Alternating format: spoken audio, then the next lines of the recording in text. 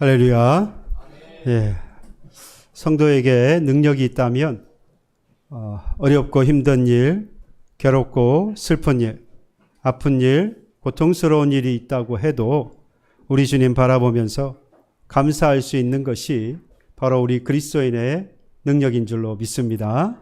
세상의 사람들은 즐거워하고 기뻐할 일, 또 행복한 일들이 있을 때 감사합니다마는 우리는 그러한 일이 있을 때 당연히 감사하지만 그렇지 않은 상황에 있어도 우리는 항상 감사할 수 있습니다. 바로 그것이 하나님이 주신 예수 그리스도를 통해서 주신 은혜가 또 사랑하심이 있기 때문인 줄로 믿습니다. 때를 따라 뿐만 아니라 때를 따라 채워주시는 하나님의 은혜가 우리의 삶에 충만합니다. 내가 원하는 것만큼 누리지 못한다고 해서 우리가 슬퍼하고 또는 괴로워한다면 세상의 사람과 다를 바가 무엇이 있겠습니까?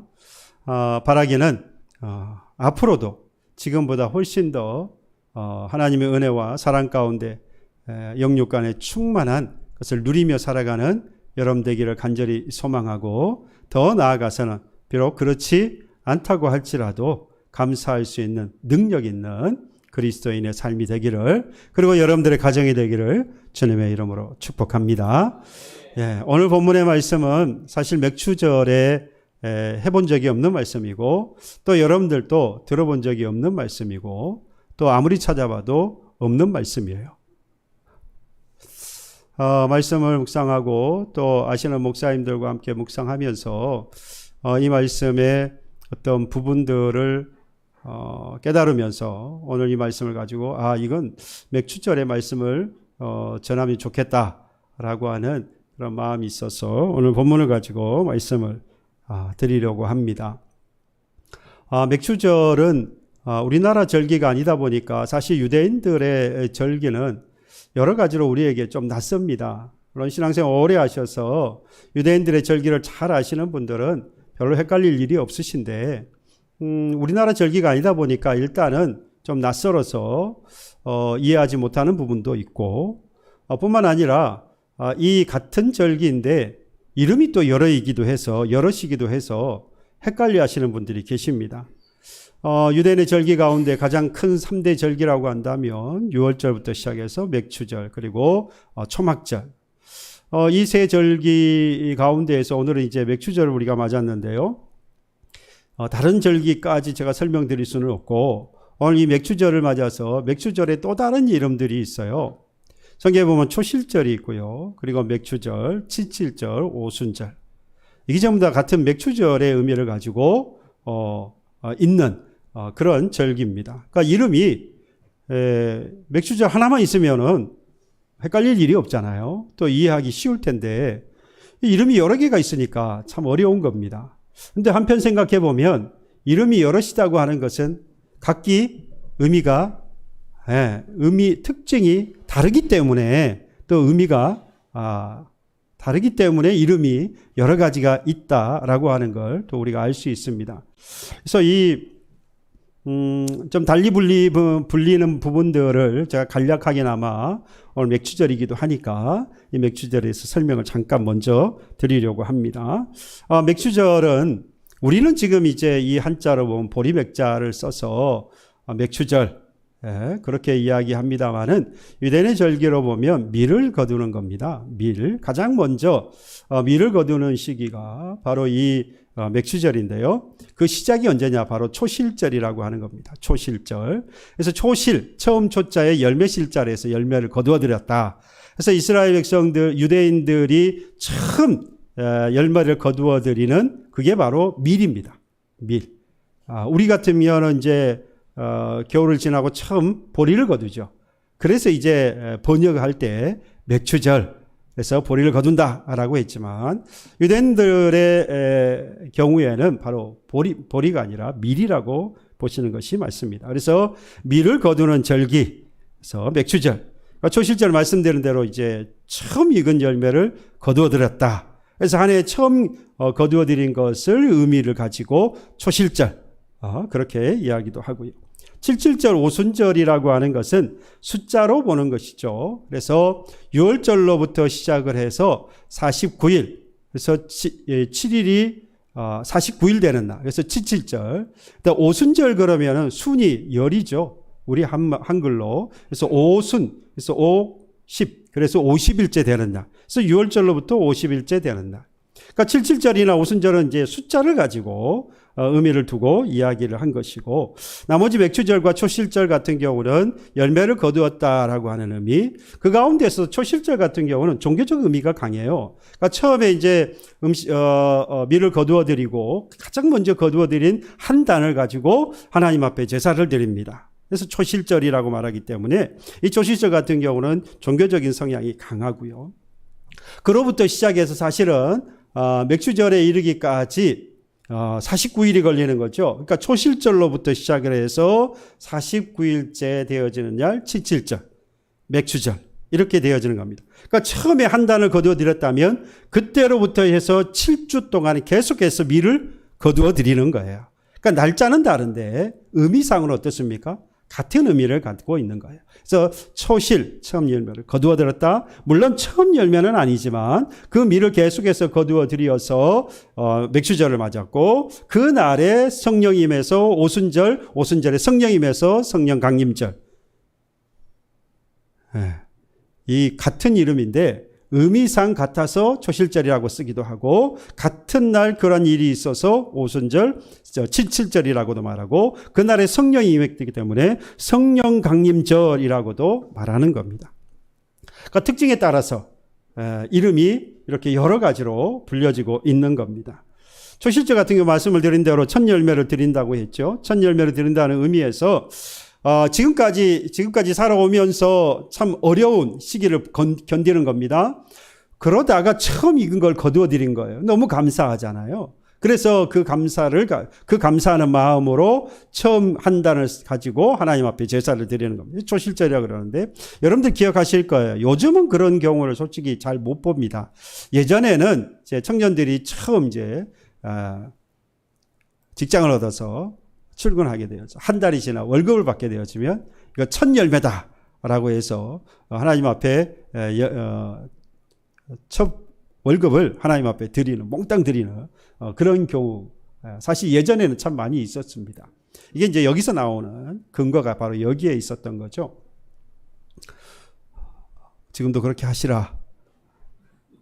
그런 말씀은 아니고요. 그런 신앙도 참 귀한 신앙이죠. 무엇보다 중요한 건 감사의 마음을 잊지 않고 제사를 드렸다라는 것이고요. 맥주절을 말씀을 드린 대로 그 밀을 처음 거두었던 때로부터 시작해서 7주가 지나는 바로 그날 이제 맥주절로 지키게 되어졌는데, 사실 이게 이제 계속해서 쌓이잖아요. 그러니까 처음 거두어 드리고 난 다음에 계속해서 이제 거두어 드릴 때마다, 그러니까 매일같이, 그리고 49일째, 그러니까 계속해서 쌓여가는 것을 보면서 너무나도 감격스럽죠. 참 어렵게 거두어드렸던 것이 점점 늘어나는 것을 봅니다. 그러니까 맥주절에 가서 저는 그 감사의 절정에 다다랐다라고 볼 수 있어요. 우리나라도 보릿고래가 있지 않았습니까? 유대인들 물론 미리이긴 합니다만은 우리나라도 겨울 그 어려운 시기를, 먹을 것이 없는 어려운 시기를 지나고 나면 처음 이제 보리를 거두어드리게 되죠. 그래서 사실 맥주절에서 보리를 거두어드리는 절기라고 해서 우리의 어떤 상황에 맞게 그래서 맥주절 뭐 이렇게 부르게 된 것입니다만은 영어 성경에도 보면 하비스트에서 추수로 이야기해요. 추수. 아무튼 어려운 시기를 견뎌서 쌓여가는 것들을 바라보면서 얼마나 기뻤겠습니까? 그 기쁨의 어떤 절정이 왔을 때 바로 이 맥주절을 지키게 되는 겁니다. 말씀을 드렸는데 77절은 6월절 이후에 안식일이 있고 그 안식일 다음 날부터 시작해서 수확한 그 밀을 드리는 것이 바로 초실절인데, 바로 그 초실절로부터 해서 50일째 되는 날이 바로 이 77절이고 또 오순절이기도 합니다. 오순절 같은 경우는 말씀을 드려 성령이 강림한 날이기도 해서 성령 강림절이라고도 말합니다. 그래서 오순절이 되어지면 성령이 임하셔서 참 제자들이 담대해져서 복음을 전하고 믿는 자의 수가 날마다 더해져서 교회가 날마다 성장하는 역사가 나타나게 되어지죠. 바로 그 오순절에 임하셨던 성령이 지금도 우리에게 역사하고 있습니다. 그래서 하나님께서 주시는 하나님의 함께 하심으로, 성령을 통해서 함께 하심으로 우리를 위로하시고 우리로 하여금 믿음의 담대함을 주시고 또 능력도 더하여 주셔서 이 땅을 살아갈 때 하나님의 말씀대로 살아갈 수 있도록 해주시고 능력 있는 그리스도인으로 살아갈 수 있도록 하나님이 역사해 주십니다. 그 이제 성령 강림, 오순절, 감사와 전부 연관이 되어져 있습니다. 그러나 지금 우리가 농사를 짓지 않잖아요. 보리가 됐든 밀이 되었든 우리가 수확을 하지 않습니다. 그렇다면 이 절기를 맥주절, 추수감사절 이렇게 추수해서 거두어들인 절기를 우리가 오늘날에 드리면서 어떻게 이것을 이해해야 되느냐. 사실 이것 때문에 맥주절을 지키지 않는 그런 교단들도 있습니다. 또 필요 없다라고 주장하는 학자들도 있어요. 농경사회에서 도시사회, 그래서 이 사회 자체가, 문화 자체가 바뀌었잖아요. 그러니까 농경사회가 더 이상 아니기 때문에 사회적인 환경이 바뀌었기 때문에 드릴 필요가 없다. 그렇게 이야기하는데, 이 맥주절의 의미를 생각해 보면 드리냐 드리지 않느냐 그게 큰 의미는 없을 것 같아요. 지난 상반기 동안 하나님께서 베푸신 것에 대해서 감사하는 마음이 있다면 이날을 절기로 해서 하나님 앞에 감사의 마음을 전하는 것, 그것이 성경에 또 있기도 하니까 그것을 굳이 지키는 것에 대해서 문제 삼을 것이 없지 않느냐라는 겁니다. 하나님 앞에 감사하자는 의미로 우리가 받아들여야 하겠습니다. 과거에 보면 이 맥주절이 되어지면 농경사회니까요. 그래서 이 보리를 거두어들이고 나면 보리를 다 거두어들인 것 중에서 10분의 1, 11조를 가만히째 가지고 와서 교회에 헌금을 하는 그런 경우도 많이 있었습니다. 제가 직접 본 게 아니라서 많이 있었다고 합니다. 그건 농경사회니까요. 그러나 지금은 오늘 살아간 저와 여러분들 바로 그러한 유대인의 이 절기뿐만 아니라 우리가 그대로 상속을 해서 우리의 믿음의 조상들까지 이렇게 첫 열매를 주님 앞에 드리면서 그동안 지키셨던 하나님의 은혜, 채우셨던 하나님의 은혜, 이것을 상반기를 다시 한번 돌아보면서 하나님 앞에 하나님의 사랑과 그리고 하나님 앞에 그 사랑에 대해서 감사의 표현하는 것, 정성껏 준비해서 내가 마음과 뜻을 다해서 정성껏 준비해서 드리는 것, 이것이 바로 우리가 또 하나님 앞에 마땅히 해야 할 일이고 나아가서 우리가 행복한 삶이 삶이 되어질 것이 아니겠는가 생각해 볼 수 있겠습니다. 그러한 마음으로 맥주 감사주의를 보내는 저와 여러분들이 되기를 간절히 소망합니다. 그런데 오늘 본문은 서두에 말씀을 드린 대로 이 맥주절과 크게 관계가 없어 보이는 그런 본문입니다. 이 여호수아서 3장은요.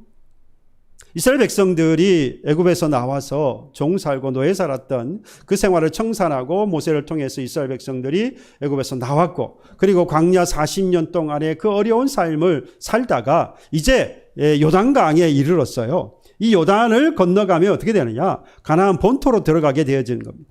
그러니까 40년 동안 그 고생하고 그 고생했던 결과는 고생했던 이유는 오직 이 가나안에 들어가는 거 아니겠어요? 하나님께서 모세를 통해서 아니 이전에 아브라함을 통해서 약속하셨던 그날의 그 땅에 이르기까지 이제 그것이 노예 생활을 청산하고 이루어지는 마지막 단계에 지금 왔다라고 볼 수 있는 겁니다. 그 요단에 와 있는 거예요. 고대하고 기대했던 바로 그 가나안 본토에 들어가는 바로 그날. 여러분 그날에 이르기까지 광야에서 얼마나 많은 고생을 했는지 모릅니다. 먹을 것 입을 것 없는 것도 고생이지만요. 여러분들 생각을 안 해보셨을 거예요. 여러분 40년이라고 하는 기간은요. 당시에 하나님께서 말씀하신 게 있잖아요. 이스라엘 백성들 가운데서 20세 이상 되어지는 사람, 애굽에서 나와서 광야에서 살게 되어지는 20세 이상 되어진 사람은 모두가 광야에서 죽게 됩니다. 그렇죠. 그리고 20세 이하 그리고 광야에서 태어난 광야 세대만 이제 가나안 땅에 들어가게 되어집니다. 그 어려운 상황들을 다 겪으면서 광야 지나 가나안에 들어가게 되어지는데 40년을 일로 계산해 보니까 14,600일이에요. 14,600일 동안에 200만 명이 애굽에서 나왔어요. 그런데 제가 그냥 유추했어요. 그 200만 명 중에서 20세 이하를 약 한 그냥 50만 명으로 잡고 나머지 150만 명이 14,600일 동안에 다 죽었어요. 그러니까 하루에 몇 명이 죽었는가 계산해 보니까 102명 정도 돼요. 그러니까 하루에 100명씩 죽어나가는 거예요. 평균적으로. 물론 더 많이 죽는 날도 있고 덜 죽는 날도 있겠죠. 그런데 가나안 땅에 이르기까지 매일같이 100명 이상의 사람들이 죽어나가는 거예요. 생각 안 해보셨죠? 그냥 40년 동안 그 땅에 애굽에서 나왔던 사람 가운데 뭐 살던 1세대 다 죽었다. 뭐 이렇게만 생각해 보니까 아 죽었구나. 40년 긴 시간 동안 죽었구나 생각했는데 그걸 365일을 곱해보니까 14,600일이에요. 그 14,600일 동안에 마치 이 하루를 100명씩 죽어나가는 이건요. 매일같이 장례를 100번을 치러야 되잖아요. 그러니까 물론 이제 200만 명의 사람들이 있으니까 뭐 그렇다고 하겠지만 이곳저곳에서 가족뿐만 아니라 이웃들, 가까운 사람들, 뭐 지척에 있는 사람들 매일같이 그 많은 사람들이 죽어나가는 것을 보면서 드디어 이 요단에 온 거예요. 매일같이 장례를 치르면서 이제 요단에 왔어요. 그리고 이제 가나안에 들어가게 되는 거예요. 무슨 생각을 했을까요? 이제 살았구나. 계속 죽어나갔는데 이제 요단을 건너서 가나안 본토에 들어가니까 비로소 살았구나. 여러분들 살아계시니까 별로 감격이 없는데 지척에서 지금 우리가 같이 있고 이렇게 비유합시다. 우리가 지금 이렇게 있어요. 하루하루 지나갈 때마다 우리 장로님들 저부터 죽읍시다. 저 죽고요. 장로님도 돌아가시고 막 옆에서 매일같이 한 분 두 분씩 막 가는 거예요. 떠나는 거예요. 여러분 어떻겠어요 분위기가. 할렐루야 천국 가서 아멘입니까? 여러분 현실적으로 따져보면 이게 이 눈물바다도 그런 바다가 없는 거예요. 그런데 이 요단에 들어와서 이 요단강만 건너가면 이제는 가나안에서 이제 살 수 있게 된 거예요. 더 이상 이와 같이 죽는 일들은 물론 사람이 죽는 건 당연한 거예요. 죽기는 죽겠지만 광야에서 이렇게 죽는 엄청난 일들은 발생하지 않는 거예요. 더 이상 이제 살았구나라고 생각한 안심이 되어지는 바로 그때입니다. 정말로 감격적인 순간이 아닐 수가 없어요. 이스라엘 백성들이 애굽에서 나와가지고 광야 40년 동안 생활하면서 하나님께서 주셨던 그 만나와 메추라기를 먹으며 살았다. 그래서 만나와 메추라기를 먹었던 그때도 감격스러운 일이지만요. 제가 보기에는 지금이 훨씬 더 그때보다도 감격스러운 순간이다. 정말로 행복한 순간이 아닐 수가 없는 겁니다. 그런데 요단강 앞에 딱 서보니까 너무 실망스러운 거예요. 대실망입니다. 왜냐? 오늘 15절에 보니까 요단이 곡식 거두는 시기에는 항상 언덕에 넘치더라. 뭐가요? 물이 넘쳤다 이 말이에요. 이게 이제 새 번역에 보면 훨씬 더 좀 이렇게 가깝게 우리가 이해하기 쉽게 피부적으로 가깝게 느낄 수 있도록 번역을 해놨어요. 이렇게 번역했습니다. 그 궤를 맨 사람들이, 제사장들이죠. 그 궤를 맨 사람들이 요단강까지 왔을 때에는 마침 추수 기간이어서 제방까지 물이 가득 차 올랐다라고 합니다. 그러니까 요단강이 있으니까 옆에 제방이 있을 거 아니에요. 근데 추수 시기에는 이때가 물이 가장 요단에 물이 많을 때다 이 말입니다. 요단이요, 건기 때에는 2m, 3m밖에 안 돼요. 짧은 곳에는. 그런데 넓은 곳에는 우기가 되어서 넓을 때는 물이 이렇게 꽉 찼다. 지금 이때에 20m, 30m씩 되는 거예요.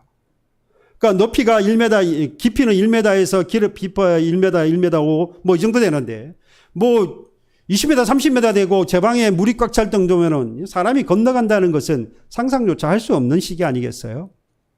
아니, 하나님께서 가나안에 들어가게 하실 바로 그 시점에, 그리고 많은 시기가 있잖아요. 기왕이면 언제가 좋겠어요? 건기면 좋겠잖아요. 이스라엘이 우기가 있고 건기가 있으니까 가장 말랐을 때 오면 편안하게 건너갈 수 있잖아요. 근데 하필이면 왜 가장 물이 많을 그 시기에, 그때가 언제라고 그랬어요? 추수 시기라고 그랬어요. 하필이면 바로 이 비가 비가 많이 와서 가장 우기일 때, 이 요단이 곡식 거두는 시기, 추수 시기가 바로 이 3, 4월. 그래서 10월부터 4월까지가 바로 이 우기에 해당합니다. 그러니까 딱 우기 때인 거죠. 요단강이 제방까지 물이 가득 차 넘칠 바로 그때. 제가 이 말씀을 보면서 고민을 했습니다. 왜 하필 건너기 어려운 우기였을까? 여기서부터 질문이 시작된 것이 그 다음에 하필, 그러니까 우기였다는 말은 하필 그때가 언제였다는 거죠? 곡식을 거두어 드리는 시기. 세 번역에서는 추수 시기. 곡식을 거두는 시기보다는 추수 시기, 그러면 더 가까이 느낌이 오죠. 그죠? 추수할 때. 이 시기에 말씀을 드린 대로 3, 4월경 밀을 수확하는 시기. 바로 이때가 언제였느냐? 맥추절이에요. 바로 맥추절이었던 거예요. 그러니까 한마디로 이제 질문이 다시 받겠습니다. 하나님은 왜 하나님의 백성들을 지금 이때, 비가 가장 많이 와서 제방에 물이 넘칠 때, 가득 찼을 때, 요단이 넘쳐날 때, 또는 추수할 시기에, 또는 맥추절, 바로 이때의 요단을 건너가게 하셨느냐라는 이야기입니다. 하필 왜 그때일까? 이 질문을 하면서 제가 질문하면서 가장 먼저 떠올랐던 것은 이스라엘 백성들이 건너갔던 홍해의 사건이었습니다. 홍해의 사건. 똑같이 요단강을 건너가는 사건과 또 이스라엘 백성들이 한번 건넜던 사건, 홍해를 건넜던 사건이 있었죠. 이 1세대들이, 그러니까 애굽에서 나왔던 이 1세대들이 이스라엘 백성들이 모세의 인도함을 따라서 이집트에서 나와서 홍해를 만나게 되어지죠. 이 홍해나 요단강이나 사실 두 개 다 하나님의 놀라운 능력으로 결과적으로 건너가게 된 것은 사실입니다. 그런데 이 두 가지에는 아주 완벽하게 다른 차이점이 있어요. 홍해를 건널 때의 상황을 한번 보시면 압니다. 이스라엘 백성들이요, 홍해를 건널 때에 애굽에서 애굽에서 나올 때에 10가지 하나님의 기적적인 역사로 인해서 애굽에서 나오게 되어지죠. 그건 사실은 하나님의 역사이기도 하지만 바로가 그의 마음이 이제 움직인 거예요. 그래서 이스라엘 백성들이 나오게 되었습니다. 근데 이 이스라엘 백성들이 나와서 광야에 나와서 홍해에 들어왔을 때에 이 바로의 마음이 바뀌었죠. 그래서 군사를 데리고 와서 이 이스라엘 백성들을 죽이려고 합니다. 막상 홍해에 와서 이제 건너기도 못하고 물이 가득 차 있으니까요. 홍해를 건너지도 못하고 되돌아가려고 하니까 바로가 군사를 데리고 쫓아오고 있으니까 이제 곧 죽게 생긴 거죠. 홍해 앞에서는 이스라엘 백성들이 지금 그래서 모세를 향하여서 원망하고 불평했습니다. 나아가서는 하나님께서 왜 우리를 이곳에 와서 수장시키려고 하는지 하나님을 향하여서 또 원망하기 시작하는, 절망하고 살 소망이 사라져버린 거예요. 이런 이스라엘 백성들, 원망과 탄식과 그리고 절망 가운데 있었던 그 이스라엘 백성들에게 하나님께서 모세를 통하여서 출애굽기 14장 13절로 14절에 하신 말씀이 있어요. 이렇게 말씀합니다. 너희는 두려워하지 말고 가만히 서서 어떻게 서라고요? 가만히 서래요. 가만히 서라는 말이 뭐죠? 움직이지 마. 여호와께서 오늘 너희를 위하여 행하시는 구원을 보라. 가만히 서 보라는 거예요. 하나님이 구원하실 것이니까. 너희가 오늘 본 애굽 사람을 영원히 다시 보지 아니하리라. 여호와께서 너희를 위하여 싸우시리니 너희는 가만히 있을지어다. 어떻게 있으래요? 가만히 서서 하나님이 하시는 것을 보아라. 하나님이 싸우실 것이고 그래서 너희들을 구원하실 것이니 너희들은 뭐 하라고요? 가만히 있으래요. 할렐루야 아닙니까? 가만히 있으면 돼요. 얼마나 좋았을까요? 가만히 있으면 되니까. 그 후에 홍해가 갈라졌어요. 갈라졌다는 말은 동풍이 불어서 계속, 동풍은 뜨거운 바람이, 동풍이 밤새 불어가지고 밀고 밀어서 양쪽 벽이 되어졌어요. 그것을 이제 이스라엘 백성들이 마른 땅을 건너듯 건너가게 되어진 겁니다.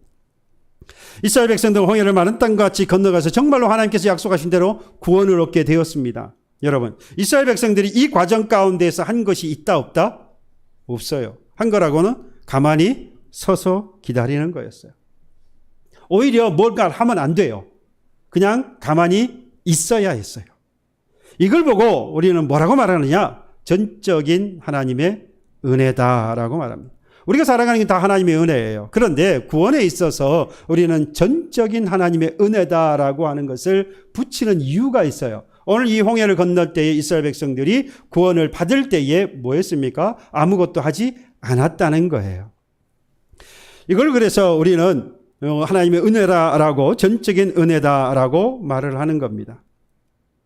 여러분, 우리가 구원을 받는 데 있어서는 필요한 게 없어요.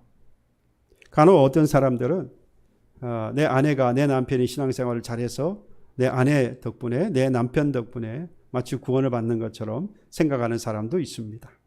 부모의 신앙, 또 우리 가정이 신앙생활을 잘해서, 또는 내가 선한 일을 하거나 교회 일을 많이 해서, 심지어 하나님의 말씀에 따라 잘 지켜 행함으로 해서, 여러분 그 어떤 것도 이것이 우리의 구원에 관여할 수 없어요. 여러분, 하나님 말씀에 순종하고 열심히 잘 지켰는데 구원받지 못할 수 있어요. 이 엄청난 사실입니다. 바꾸어서는 이야기할 수 있습니다. 구원받은 사람은 철저하게 뭐 해야 하죠? 하나님의 말씀에 순종해야 합니다. 그 말씀을 지켜 행하기를 애쓰고 노력해야 합니다. 그런데 구원에 있어서는 우리가 그 어떤 것을 한다 할지라도 하나님은 그걸 요구하지 않으시고 필요가 없다라는 겁니다. 하나님의 구원에는 우리의 노력은요, 어떤 것도 무의미합니다. 그래서 혹자가 그런 이야기를 하기도 해요. 아니, 이 너희들이 믿는 그 구원이라고 하는 것, 그건 너무 이상하다. 비이성적이고 비지성적이고 비인격적이다. 너무 이기적이다. 그럴 수밖에 없는 게 믿음으로 구원받는데요. 그리고 뭐라고 말합니까? 이미 구원받을 자를 하나님께서 택하셨다라고 말씀하거든요. 그럼 택하지 못한 사람은 다 구원받지 못하네. 야, 그런 게 어디 있어? 그래서 대부분의 다른 교단들은 뭐라고 말합니까? 행함이 있어야 돼요. 열심히 노력하는 게 있어야 돼요. 그래야 구원받는다. 그래서 노력해야 합니다. 그들은 노력해요. 그래야 구원이 이루어지거든요. 근데 여러분, 이게 잘못 가면 이단으로 빠지기가 너무 쉽습니다. 뭐라고 말하느냐? 지금 구원이 이루어진 게 아니야. 뭐 해야 되죠? 열심히 하나님을 섬겨야 돼. 그게 조금만 잘못 가면 이단으로 빠지는 거예요. 너희들 그거 안 하면 여러분, 어느 정도야 구원을 받을 수 있는 거예요? 그러면 열심히 섬겨야 돼. 교회도 섬기고 뭐도 해야 돼. 이제 교주가 생기면 이제 뭐 사이비로 가는 것이고 이단으로 가는 것인데, 어느 정도 해야, 제가 다른 교단을 이야기해서 죄송하지만 우리 같이 이미 선택되었다가 아니라 열심히 행하는 것이 필요하다, 구원을 받는데. 그렇다고 하면 얼만큼 열심히 해야 구원받는 거예요? 도대체 얼만큼 해야 되는 거죠? 답 못 하시겠죠? 저도 답을 못 하겠어요. 이 정도 된다. 어느 수준이 있어서 이 정도 되면 돼. 라고 하면 좋겠는데 이단이 딱 그렇게 하잖아요. 이만큼 오면 야 그거 갖고 안 돼. 이만큼 해야 돼. 이만큼 하고 나면 아니야. 더 해야 돼. 그게 지금 이제 이단들이 하고 있는 거잖아요. 그래서 뭐 재산 몰수당하고 뭐 다 빼앗기고. 그래서 이 행함이 따라야 된다. 행함이 있어야 된다. 구원함에 있어야 한다라고 하는 것이 문제가 있다는 겁니다. 다만 이제 그 구원을 받았다라고 하는 사람들에게 이후에 이제 요단에 가서 제가 설명을 또 드리겠습니다만은 우리가 이 문제가 이기적이다, 비인격적이고 비이성적이다라고 하는 지탄을 받는 이유는 그래 행함이 아니라 하나님께서 선택한 사람은 다 구원받는 거야 라고 하는 것에서 끝나버리고 뭐가 없습니까? 그에 따르는 삶이 없으니까 욕을 먹는 거죠. 말씀을 드리는데 내가 구원받은 사람으로서 믿음의 확신이 있어 성령에 의지하여서 날마다 변화된 모습으로 하나님을 섬기는 자의 온전한 모습으로 열심히 하나님의 말씀을 지키고 행한다고 한다면 사람들이 할 말이 없는 거예요. 근데 그런 삶이 따르지 않으니까 자꾸만 사람들이 손가락질을 하죠. 여러분, 하나님이 만약에 이 구원하심에 우리의 어떤 노력이나 우리가 하는 어떤 것들이 요구되어지고 필요하다고 한다면 여기 결정적인 문제가 한 가지 또 생깁니다. 뭐냐? 하나님이 전능하시고 하나님이 온전하시다고 하는 것을 부정하는 것이 됩니다. 여러분, 예수님께서 십자가에 달려 죽으심으로 모든 사람들을 구원하시게 되었습니다. 믿으십니까? 그러니까 예수께서 십자가에 한 번 달려 죽으심을 모든 사람들을 구원하시게 되었다라고 하는 말씀은 예수 죽으심이 완벽하다는 거예요. 만약에 우리의 노력이 필요하다면 예수 죽으심이 불완전한 거예요. 그래서 우리의 노력이 첨가되어야 되는 거죠. 바꾸어 말하면 하나님께서 구원하셨어요. 하나님이 온전히 구원하시는 겁니다. 하나님은 전능하셔서 모든 사람들을 구원하실 수 있는 능력이 있어요. 그런데 우리가 뭘 해야 된다고요? 노력을 해야 된대요. 그러면 하나님의 구원하심 또는 하나님의 전능하심, 하나님의 온전하심 뭐 당하는 거죠? 부정당하는 거예요. 그래서 이건 불신앙입니다. 결국. 엄청난 오류가 있어요. 아무것도 아닌 것 같지만 이건요, 정확하게 따지고 보면 하나님의 전능하심, 하나님의 온전하심을 부정하는 불신앙이에요. 그래서 주의해야 합니다. 제 큰아들이 친구가 감리교 다니는 친구가 있대요. 둘이서 옥신각신 했나 봐요. 감리교 다니는 친구가 나는 장로교 못 간다. 왜? 그 친구가 공부를 제대로 했어요. 우리는 행위가 있어야 돼. 그래야 구원을 받아. 너희들은 하나님이 선택한 사람들만 구원받는다며 우리는 행위가 있어야 되거든. 그래서 나는 장로교 못 가. 제대로 배웠어요. 그 친구는. 근데 저 친구는 제대로 대답 못했나 봐. 제가 들어보니까. 좀 딸렸거든요. 왜냐?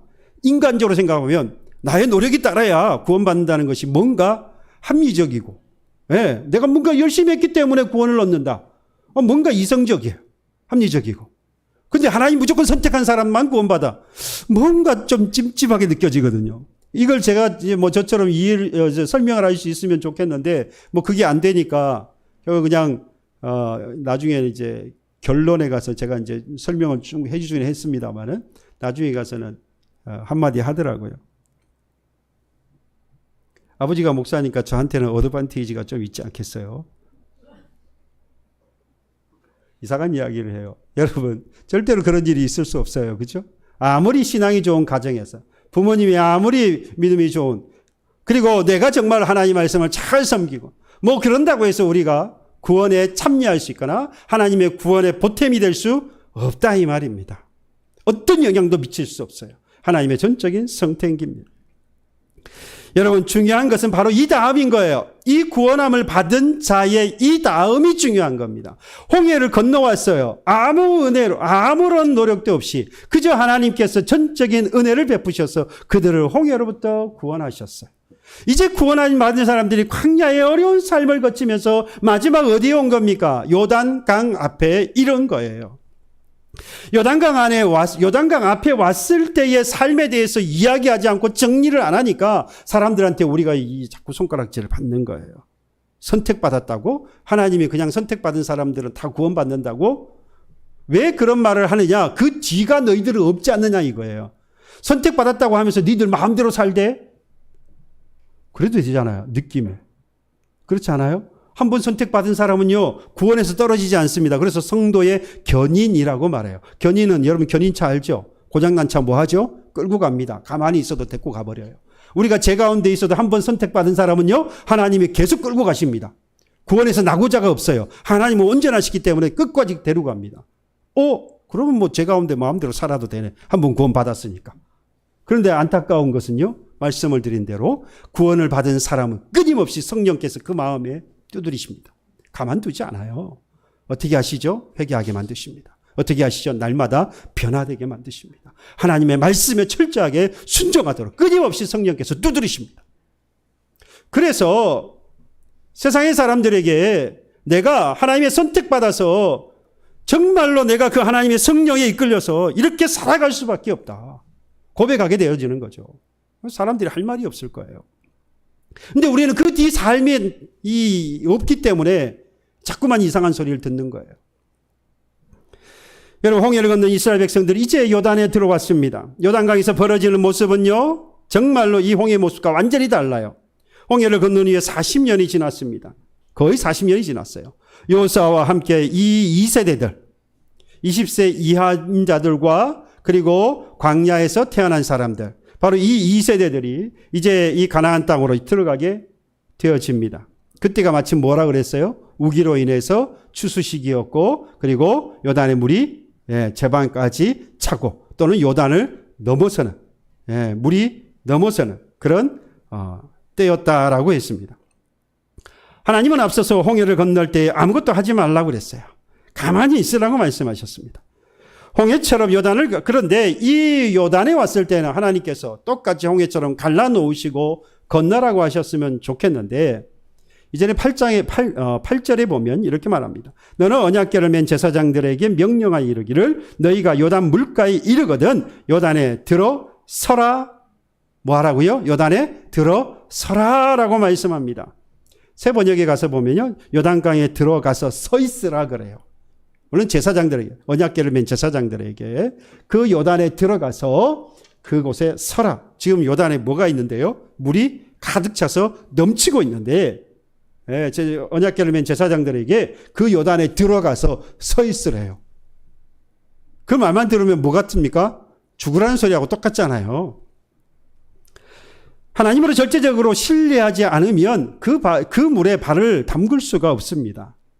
여러분, 넓은 의미에서 생각해 보아야 됩니다. 하나님이 지금 뭐 하신다는 거죠? 요구하신다는 거예요. 요구하신다. 들어가라고 말씀하셨어요. 행동을 요구하시는 겁니다. 홍해에서는 요구하시는 바가 없는데 요단에 와서는 하나님께서 요구하시는 바가 있어요.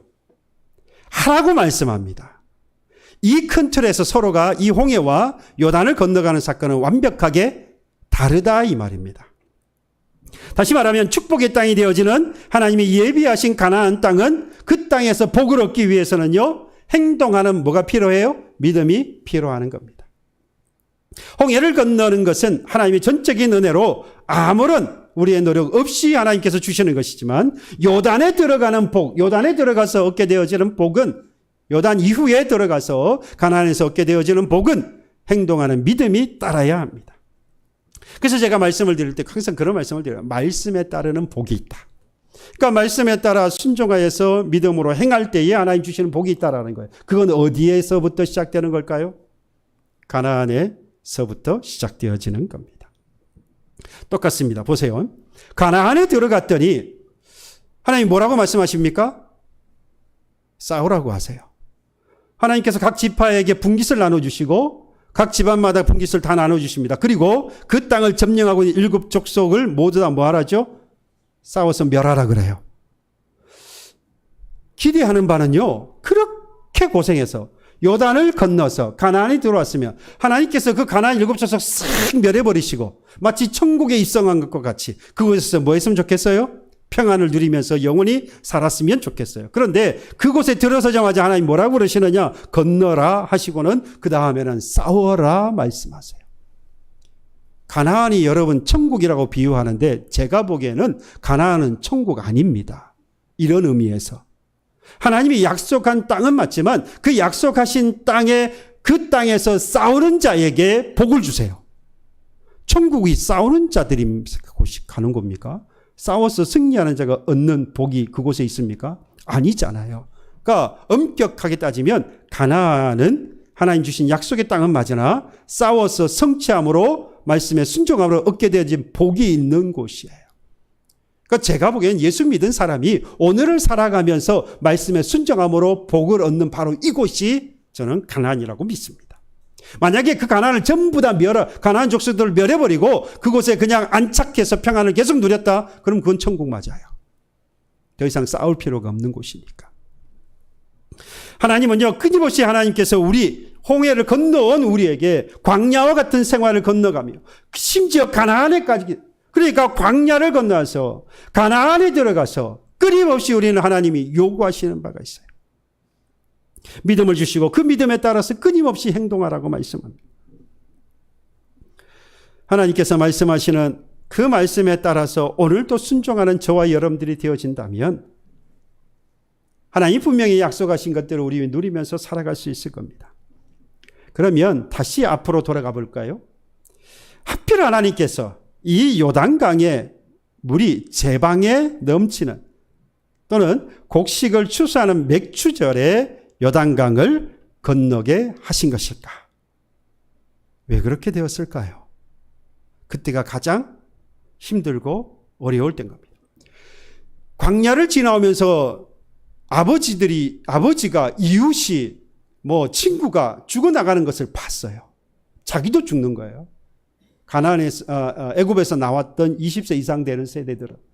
그의 자녀들은요, 거기서 태어난 자녀들은 부모가 죽는 것을 보는 겁니다. 이웃이 죽는 걸 봐요. 자신의 삶도 광야에 살면서 힘듭니다. 그런데 아까도 말씀을 드렸는데 그 가운데서 가장 힘들 때는 바로 이 요단에 와 있을 때예요. 이제 여기만 건너가면 이제 살았구나라고 말하는 그 가나안에 들어갈 수 있는데, 본토에 들어갈 수 있는데 전혀 들어갈 수 없는 상황에 온 겁니다. 그 어느 때보다도 가장 절정의 은혜 가운데 살아오면서 절정의 은혜를 맛볼 수 있는 바로 그곳에서 지금 뭘 겪고 있느냐? 가장 큰 고난을 겪고 있는 겁니다. 참담한 현실을 맞고 있는 겁니다. 저는 이게 바로 저와 여러분들의 오늘의 삶이라고 믿습니다. 어제보다 오늘 여러분들 훨씬 더 힘든 삶을 삽니다. 신앙 안에서 우리는 오늘보다 분명히 내일 더 힘든 신앙생활을 해야 할 거예요. 왜냐? 어제보다 우리는 오늘 더 하나님의 말씀에 순종하며 살아서 변화된 모습으로 살아야 하고요. 오늘보다 또 변화되어져서 내일 하나님의 원하시는 모습으로 살아가야 합니다. 그러니 쉽지 않죠. 뿐만 아니라 악한 세력들이 어제보다 오늘 우리가 더 경건하게 살려고 하는 우리를 더 강하게 넘어뜨리려고 합니다. 시간이 지나면 지날수록 악한 영들은 끊임없이 우리를 넘어뜨리려고 해요. 더 강하게 말이죠. 그러니 우리는 시간이 지나면 지날수록 분명히 더 어려운 신앙생활, 힘든 신앙생활을 할 거예요. 마치 요단 앞에 선 것처럼 말이죠. 물이 창궐하여서 건널 수 없는 참담한 현실 가운데 우리가 만날 수 있다라는 겁니다. 그때의 하나님 뭐라고 말씀하시느냐? 내가 준 믿음을 보고 행동하라고 말해요. 행동하는 믿음을 하나님께서 요구하시는 겁니다. 저는 그것이 바로 오늘 맥추절을 지키고 있는 저와 여러분들에게 하나님께서 원하시는 바라고 믿고 오늘 이 말씀을 드리는 겁니다. 바라기는 우리가 들어간 그 요단강이 멈추기만을 바라보고 있는 것이 아니라 마치 이 언약궤를 맨 제사장이 요단강에 들어갔던 것처럼 오늘을 살아가는 저와 여러분들이 저는 언약궤를 맨 그 제사장이라고 봅니다. 가장 극심한 고난의 환난과 그 역경을 맞이한 바로 그 사람. 그 언약궤를 맨 제사장, 우리는 언약궤를 맨 제사장이니까 대단한 믿음 있는 사람이라고 생각해요. 얼마든지 그 마음껏 들어갈 수 있을 거라 생각하지만 가장 뭐한 사람이겠어요? 두려운 사람, 인간이잖아요. 가장 두려움을 느끼는 저와 여러분들 같은 사람이 가장 앞서서 그 일 들어가는 사람. 여러분들 행동하는 믿음을 요구하신 하나님께서 우리가 들어갈 때에 우리로 인하여서 우리 뒤에 오는 그 이스라엘 백성들이 마른 땅을 건너가게 된 것처럼 그들이 그 땅을 건너오게 될 거예요. 우리는 그래서 가장 앞서간 그 언약궤를 맨 제사장과 같이 하나님의 말씀에 오늘도 귀 기울이면서 행동하는 믿음을 통하여서 우리의 뒤를 따르는 모든 심령들이 마른 땅과 같이 주의 나라까지 이룰 수 있는 그 길을 먼저 나아가는 저와 여러분들이 되시기를 주님의 이름으로 축복합니다. 찬양하겠습니다. 찬송가 545